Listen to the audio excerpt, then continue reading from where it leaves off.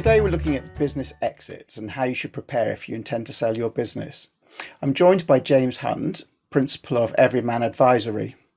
Originally a solicitor by trade, James has spent the recent years pioneering a new way for business owners to approach succession planning and divestment. So welcome, James.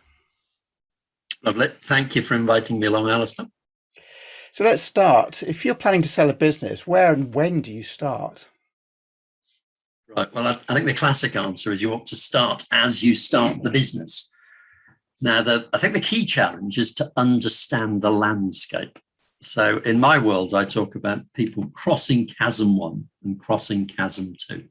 So when you start your business, the question is, can you make it cash flow positive? Now, I've started 2 businesses, and it's like jumping off a diving board. But then can you cross chasm 2, which is where you have a business that's sufficiently well systemized that you can be confident and can predict the cash flows? Now, most of the owner-managed businesses I act for are between chasms 1 and chasm 2, which means they could easily, if things don't go well, slip back into chasm 1, cease to be cash flow positive and have a problem. So when I was a young lawyer, I used to be involved in floating companies on what was called the unlisted securities market, IPOs. And you didn't realize that it was sort of 1 in 10,000, 1 in 100,000 companies that had got through that little maze. And they would invariably be sold to the market, and it was a partial exit, on a multiple of their projected future profits. So it was all about selling the future cash flow of that business. So they would get a high multiple because the market was looking at that future cash that they were going to generate. So when I started helping owner managers, left the City of London, all of that was in the back of my mind. I'd got no idea of these 2 chasms, and I got no idea that most people who start businesses are technicians, not entrepreneurs. So often, to really help people, you have to understand this challenge of, can they cross chasm 2? Because most people can't. And one thing you often discover is that a business has significant challenges to sale.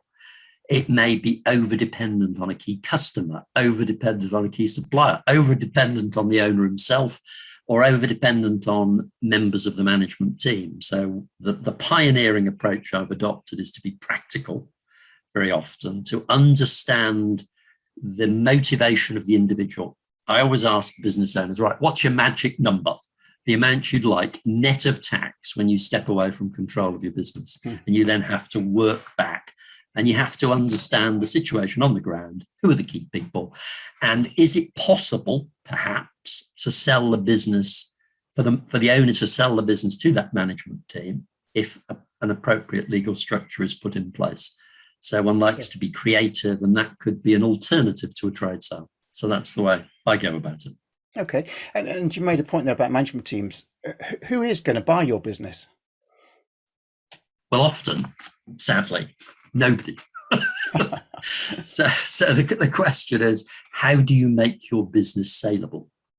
And the key thing is back to this question of systemization. How do you have a business that isn't dependent on you? Because to the extent it's dependent on you or has a significant dependency on someone else, you're probably going to find it's difficult to sell, certainly for the price you want at the time you want.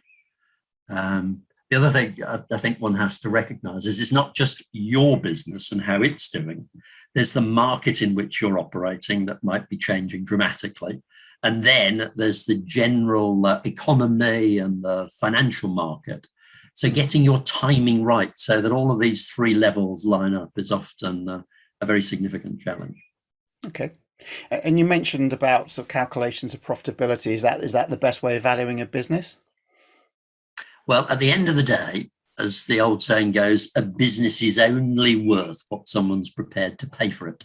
Sure. So I always scratch my head when I see clever accountants coming up with business valuations and being very confident that this is the valuation. Well, if you can't find someone to buy the business at that value, you won't get it.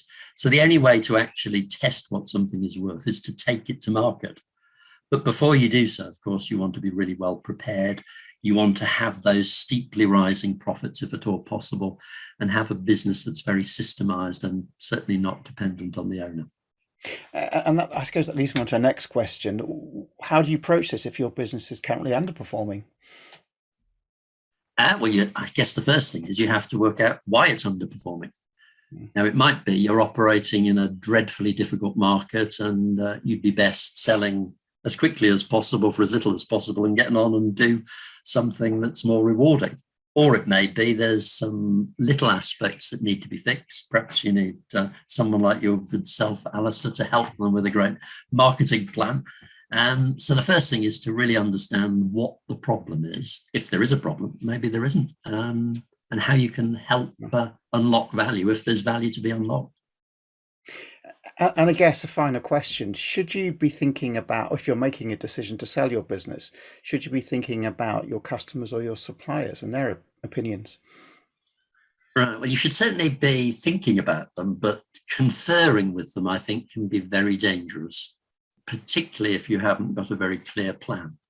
I remember a client of mine some years ago who had one very important customer, well over 50% of the sales, said to me they were thinking of selling, and what they were going to do is to approach their biggest customers to see whether they'd be interested. I said, do you think that's a really good idea?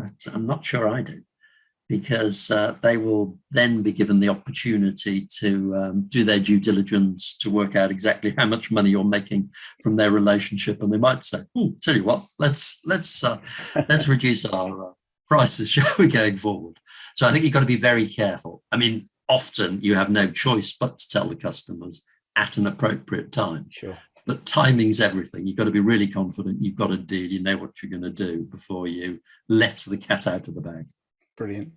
Okay, well, look, thank you very much for talking to me. So thanks to James Hunt and for joining me today. To anybody watching this video, for more advice on business growth or revenue generation, look at my YouTube channel or my webpage, revenueworks.co.uk. And in the meantime, let's keep on growing. Okay, thank you, Alistair.